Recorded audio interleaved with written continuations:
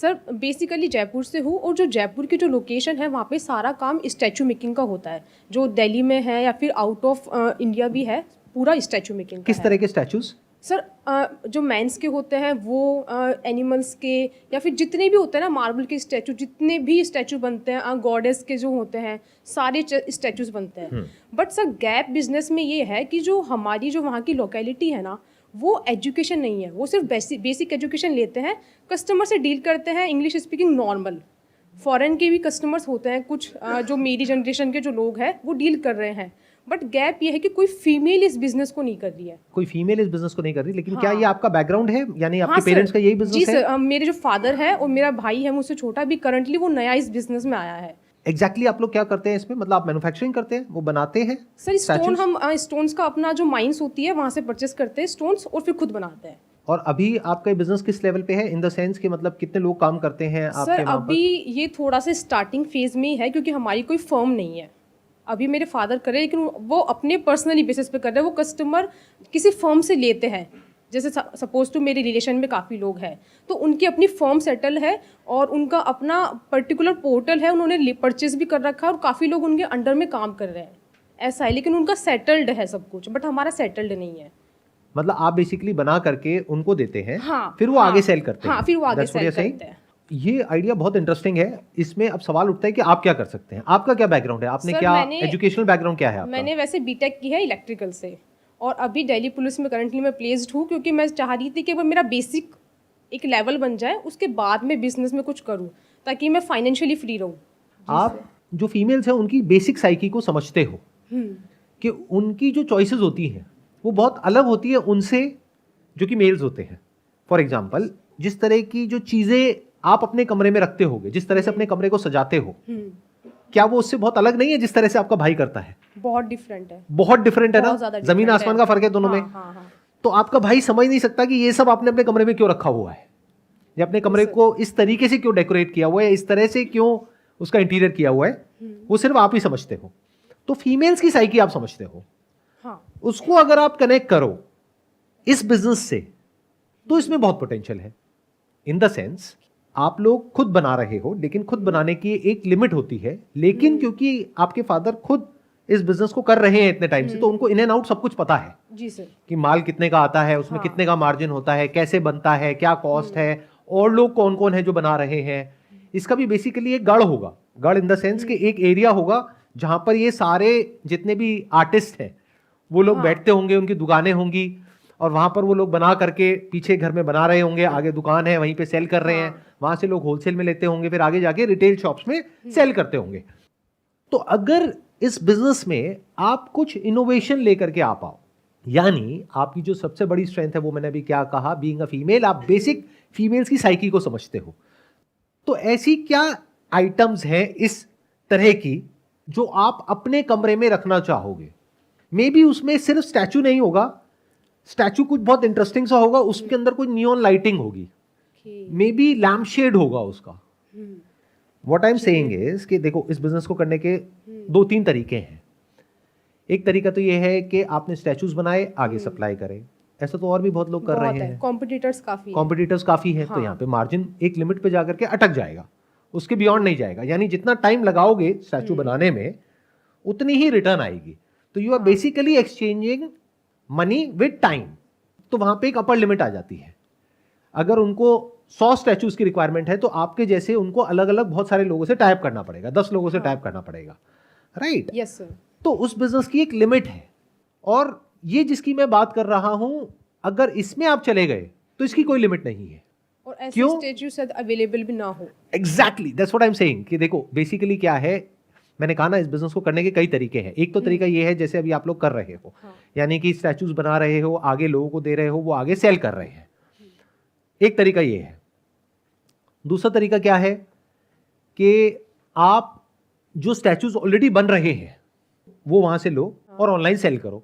वो भी बहुत लोग कर रहे हैं, उसमें कुछ भी नया नहीं है, कॉमन है। आप किसी भी मार्केट प्लेस पे जाओ, आपको बहुत कुछ दिख जाएगा। 100-200 रुपए से स्टार्टिंग होकर के आगे कोई लिमिट ही नहीं है कहां तक क्या क्या चीजें बिक रही हैं। तो उसमें you will be one of the players. मतलब हजारों लोगों की भीड़ है जो ऐसा कुछ बेचना चाह रहे हैं, उसमें आप भी शामिल हो गए। हजारों लोगों की भीड़ है जो बना रहे हैं, उसमें आप भी शामिल हो गए। तो उसमें अलग क्या है? बिजनेस में हम लोग ज्यादातर ऐसे ही एक्ट करते हैं कि जो सब कर रहे होते हैं हम भी उसमें शामिल हो जाते हैं, वहीं पे गड़बड़ हो जाती है। अब सवाल उठता है कि अगर आप कुछ ऐसा कर पाओ जो और कोई नहीं कर रहा है, और जो करना कोई बहुत मुश्किल नहीं है, क्योंकि आपके फादर खुद एक आर्टिस्ट है, आई होप कि वो खुद एक आर्टिस्ट है, Yes, राइट? sir. हाँ, तो वो आगे से काम तो बड़े आसानी से करवा सकते हैं कि यानी कि अगर एक प्रोडक्ट की डिमांड आ जाए और अगर उस प्रोडक्ट के 1000 पीसेस बनवाने हैं तो वो आपके फादर के लिए कोई बहुत बड़ी बात नहीं है, उनको पता है कहाँ से बनवाने हैं, कैसे बनवाने हैं। अब ये जो प्रोडक्ट है ये अपने आप में यूनिक है, इसकी अच्छी सी पैकेजिंग कर दो, इसको अच्छा सा कोई ब्रांड नेम दे दो कि इस पर्टिकुलर कंपनी के स्टैचूज हैं, और फिर जो मार्केट प्लेसेस हैं ऑनलाइन वहां पर जा करके अपने आप को इस तरीके से पोजीशन करो कि ऐसा कुछ कोई और नहीं कर रहा है। अब ऐसा कुछ करने में औरों को टाइम लगेगा, हाँ, कॉपी करने में टाइम कॉपी तो होता है बट कॉपी करने में टाइम लगता है। जब तक वो उसको कॉपी करेंगे तब तक आप कुछ और कर दोगे, प्लस आपका एक ब्रांड नेम एस्टैब्लिश हो जाएगा, तब तक हो जाएगा। हाँ। क्योंकि ये मुश्किल रास्ता है। देखो ध्यान से समझो, बिजनेस में क्या होता है कि एक होता है रास्ता जो शुरू में थोड़ा सा मुश्किल होता है, आगे जाकर के आसान हो जाता है। एक है जो शुरू में आसान होता है लेकिन आगे जाकर के बहुत मुश्किल हो जाता है। Yes sir. 99% लोग इस रास्ते पे चलते हैं, यानी आसान सा रास्ता पकड़ते हैं कि अच्छा सबसे आसान रास्ता क्या है, यहां से माल ले लो वहां बेच दो। अरे तो ये तो कोई भी कर सकता है। तो आप तो एक ऐसी मार्केट में घुस गए जहां पे एक ही तरीका है आगे बढ़ने का कि प्राइस कम करो।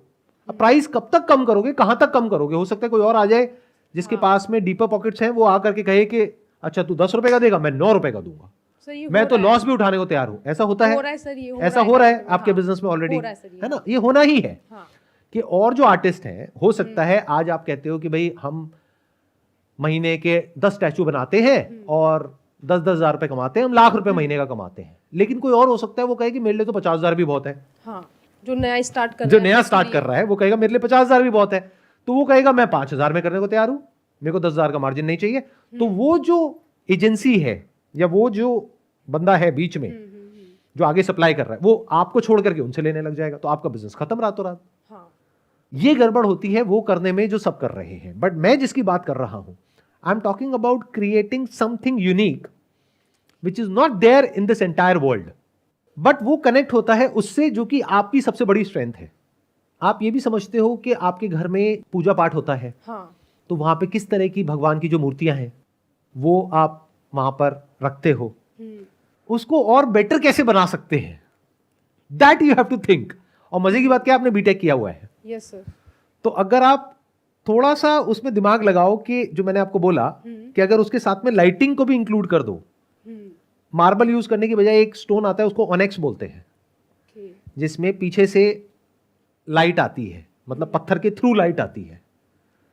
तो अगर कुछ ऐसा कर सको और उसका अच्छा सा शूट करवाओ, तो ऐसी मूर्तियां जिसके अंदर से लाइट आ रही है, इमेजिन करो ओम लिखा हुआ है और लाइट नहीं दिख रही है लेकिन वो ग्लो कर रहा है, तो बहुत सेल आउट हो जाएगा सर, है ना? बहुत सेल आउट हो जाएगा। तो इसीलिए मैं बता रहा हूं कि आपको कुछ बेनिफिट हो जाए, मतलब या लोगों का कुछ बेनिफिट हो जाए, तो इस तरह से सोचना होता है। या मान लो कोई पर्टिकुलर भगवान है जिनको लोग बहुत मानते हैं, उनके यहां पे सर के पीछे एक गोल सी लाइट क्रिएट हो रही है और वो मार्बल के अंदर से निकल करके आगे तक स्प्रेड हो रही है, तो वो देखने में कितना अच्छा लगेगा। और अगर कोई ऑनलाइन ऑर्डर करेगा तो वो अपने आप में यूनिक है, कोई और नहीं कर रहा है। तो you can think about doing the same thing in a different way जो और कोई नहीं कर रहा है।